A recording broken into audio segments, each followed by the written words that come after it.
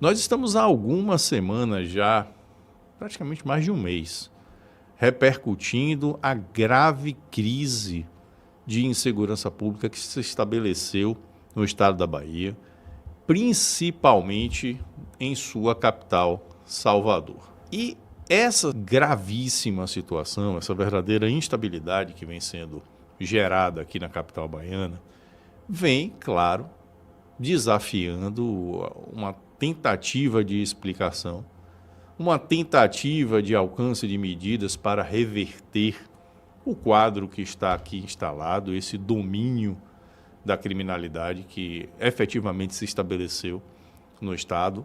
E uma dessas soluções seria, ou se imagina ser, a intervenção federal. A intervenção a partir do momento em que se assume que o Estado é incapaz para lidar com o problema, e os indicadores de criminalidade da Bahia bem já poderiam revelar isso, e quem poderia definir uma eventual intervenção aqui no Estado seria o governo federal via Ministério da Justiça, via senhor Flávio Dino. E aí, titular, né, da pasta do Ministério da Justiça e Segurança Pública, como nós vimos aqui na semana passada, né, que recebeu o rótulo de ministro influencer, né, nós vimos aqui uma matéria, inclusive do Estadão, né, uma crítica que se fez à total ausência de um plano de segurança pública para o Brasil e enfatizando esse lado lacrador do ministro, a sua atuação nas redes sociais, enquanto plano efetivo para combate à criminalidade na área de segurança pública não existe. E então, foi-se ao senhor ministro, ontem, domingo, numa coletiva de imprensa, para se indagar quais seriam os caminhos para a reversão do quadro de crise absoluta na segurança pública que o Estado da Bahia vivencia. E se a intervenção federal seria um caminho.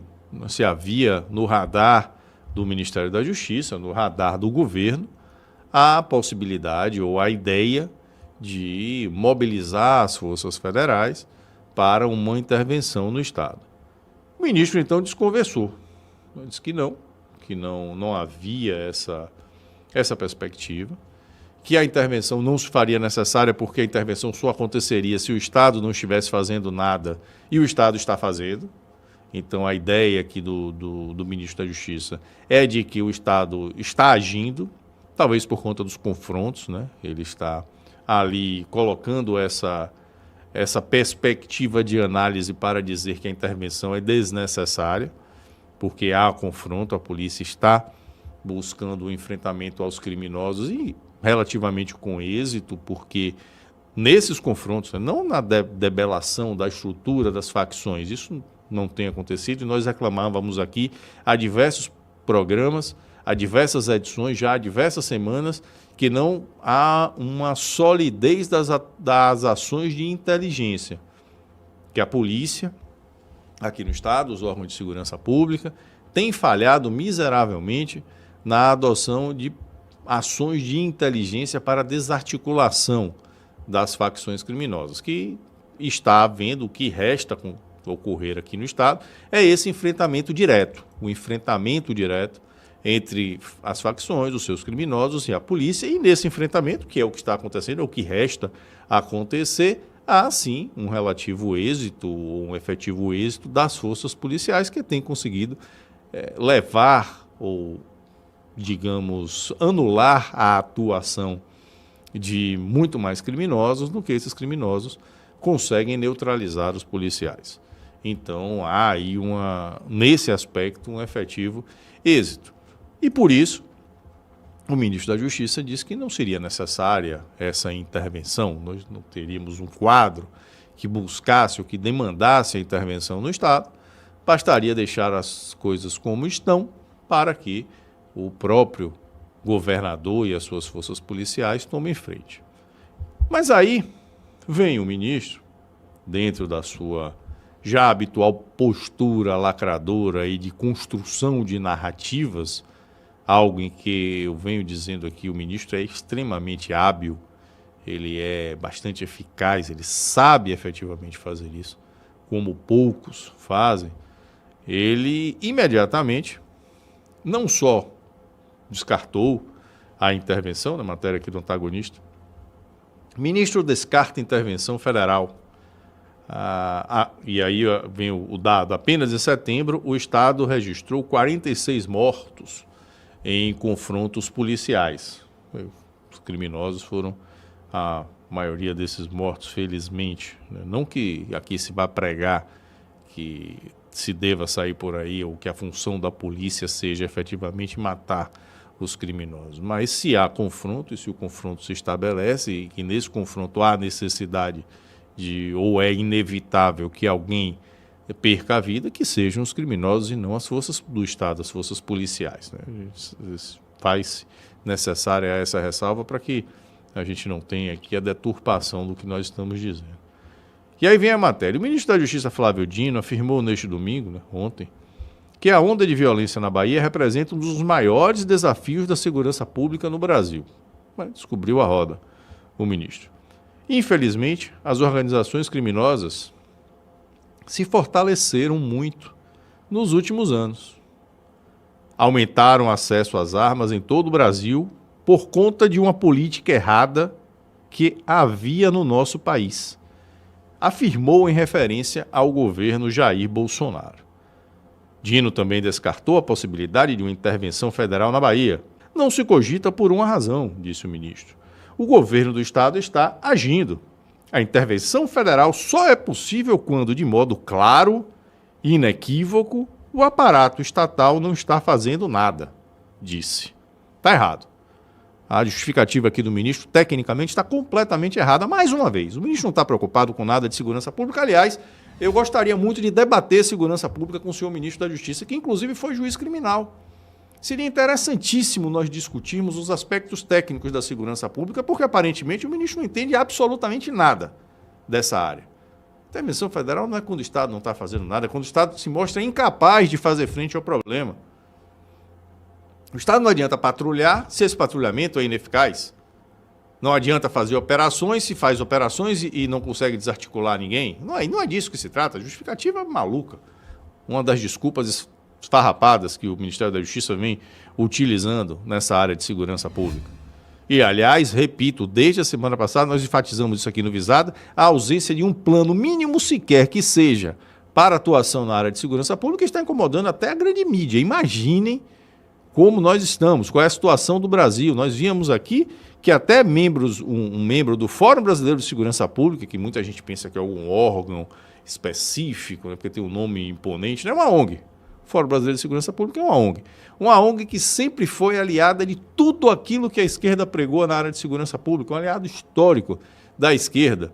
E aí, o próprio representante do Fórum Brasileiro de Segurança Pública reclamando que o Ministério da Justiça e Segurança Pública, porque a pasta acumula as funções da segurança pública, não tem absolutamente nada planejado, nenhuma ação estratégica para se colocar em prática no combate à criminalidade na área de segurança pública. Não tem. Então, talvez por isso, pelo desconhecimento que o ministro tem nessa área, ele não consiga elaborar nenhum tipo de plano, nenhum tipo de ação para a área de segurança pública. E ele disse que a declaração foi dada nesse domingo, após o ministro participar de homenagem ao padre Júlio Lancelotti na capital paulista. Mas a parte fundamental aqui do registro da atuação do ministro, ou da declaração do ministro, é quando ele diz que as organizações criminosas se fortaleceram muito nos últimos anos.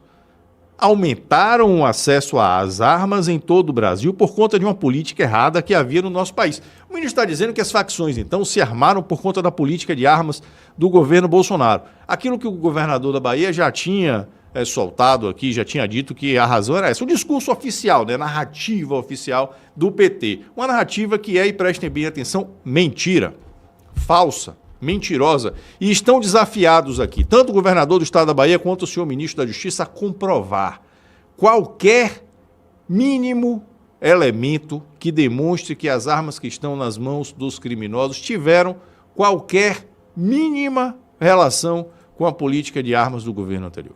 Não com a política de armas, não estou falando de Jair Bolsonaro, não, seja até lá de Michel Temer, que foi onde as alterações começaram. Né? Muita gente faz questão de fechar os olhos para isso, mas foi lá em 2018. que essa política se modificou um pouco e só consolidou as modificações com Bolsonaro. Cadê as armas apreendidas? Quantas dessas armas estão sendo apreendidas? Armas todos os dias nesses confrontos policiais. Até porque são confrontos, né? Então tem alguém atirando do outro lado, quando alguém que está armado lá morre, a arma fica ali. Cadê essas armas? Cadê a origem dessas armas? Sabe por que não se mostra? Porque não tem nada a ver com o mercado legal, não tem nada a ver com a política de armas anterior. Se tivesse, estaria aí demonstrado. Então esse discurso é falso, é mentiroso. É uma desculpa esfarrapada para camuflar a incompetência absoluta dos gestores da segurança pública, principalmente aqui na Bahia. E uma outra coisa que o senhor ministro deveria explicar, ou teria a obrigação de explicar em sua narrativa, é como ele tem a possibilidade de dizer que o grande responsável pelo aumento da criminalidade na Bahia foi um plano de regulamentação de armas implantado no governo anterior, se a tragédia baiana se estabelece há muito mais tempo no Estado. Os senhores sabem quando foi que se estabeleceu o recorde absoluto no número de homicídios aqui no Estado da Bahia, com quase 7 mil registros? 2017. Qual é a política de arma que se tinha ali? Qual era a política de arma? Os números do Estado da Bahia, eles ultrapassam a casa dos 5 mil homicídios. O Estado tinha números muito reduzidos. 2006, Bahia, 3.200 homicídios. 2007, 3.600. 2008, 4.700.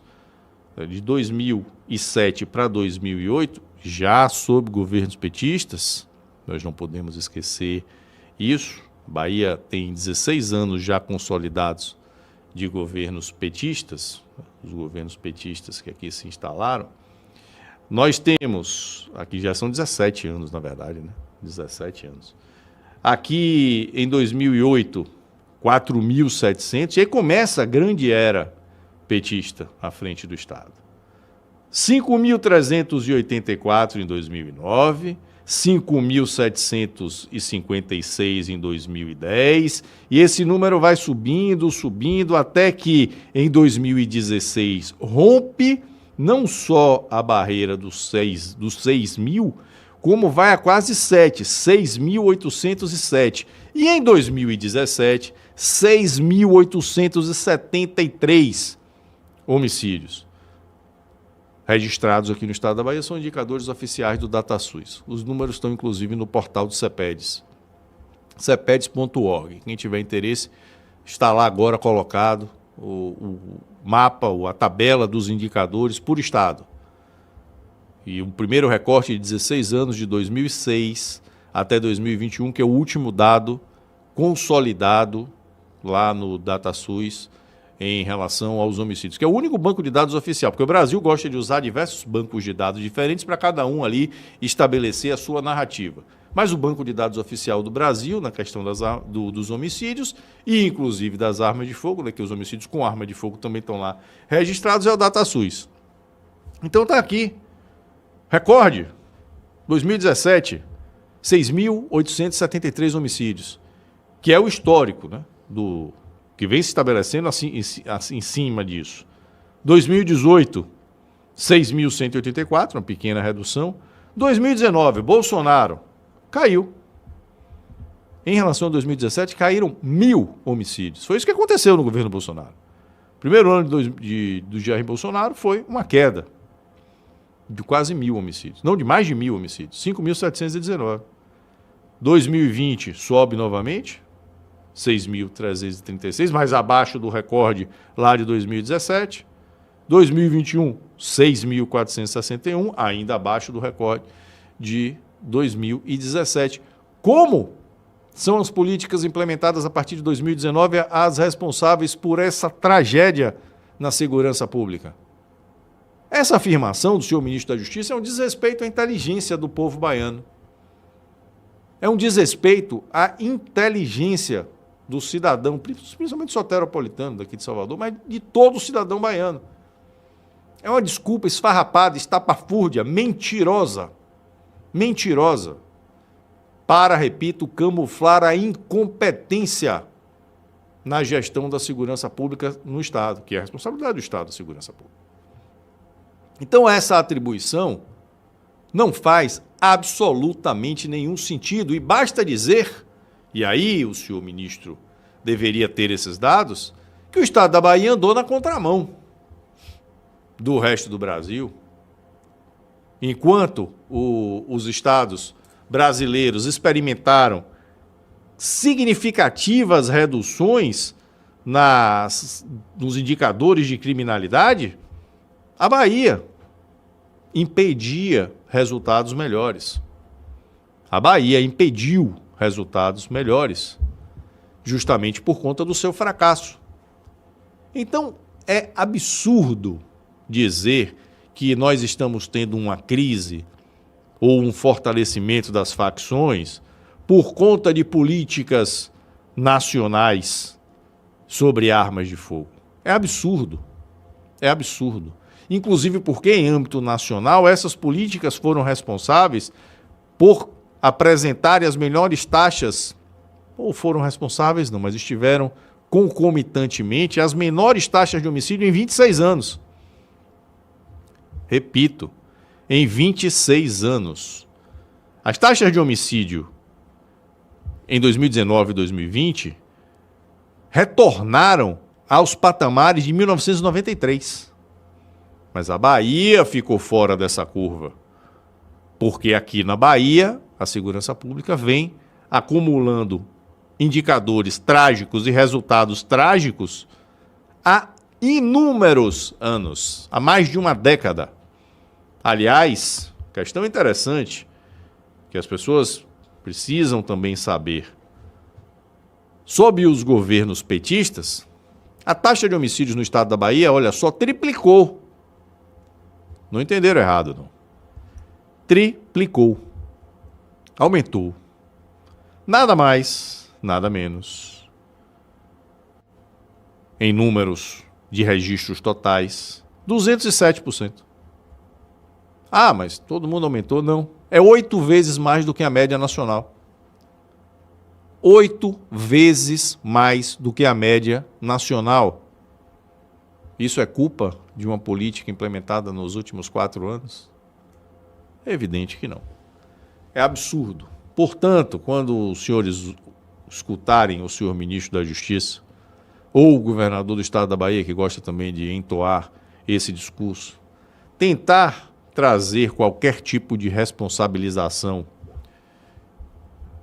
externa para a situação caótica da segurança pública na Bahia, podem ter absoluta certeza. Absoluta certeza. Mentira. Desculpa esfarrapada para camuflar incompetência. A incompetência na gestão da segurança pública na Bahia, ao longo dos últimos anos, e agora consolidada em nível nacional, é a grande responsável pela tragédia dos nossos indicadores. Nada além disso. Nada além disso.